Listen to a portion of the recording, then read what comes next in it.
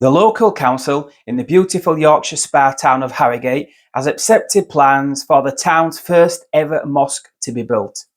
Concerns over parking issues by locals were dismissed.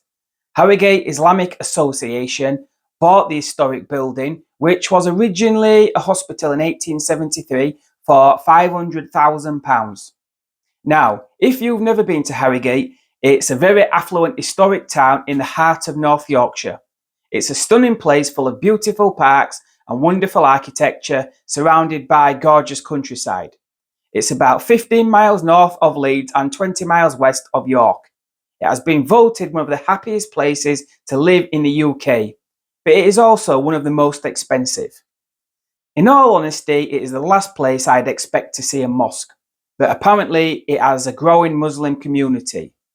Now, I've no problem with a mosque for people to worship in, as long as the building stays in keeping with the rest of the surrounding architecture, and it is a mosque for local people who are integrated into the town.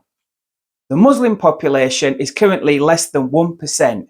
However, the article said it has a growing Muslim community, and that is because of people moving there.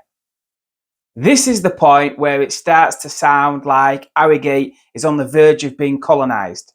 A mosque for locals is okay, but what if more and more people start to move there, especially from outside Britain, specifically because it has a Muslim community? And if that community keeps getting bigger and bigger and is a community that doesn't integrate, then you can see how it may become problematic in the future. It may be the case they want another mosque as the community gets bigger. This time, not a converted local historic building, but a new building on a separate piece of land that is built in this style. It would look ridiculously out of place.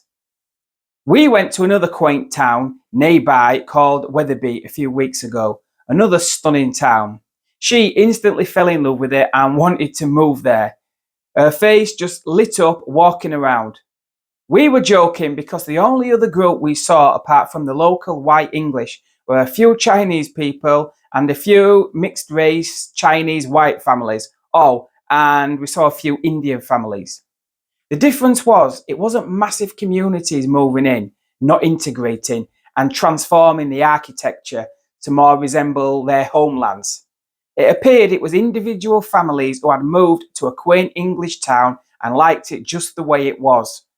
Now, that's absolutely fine in sensible numbers that can be absorbed, but I'd be very wary about importing large groups of people with very different beliefs who want to come here and set up overseas colonies that remain separate from the rest of us.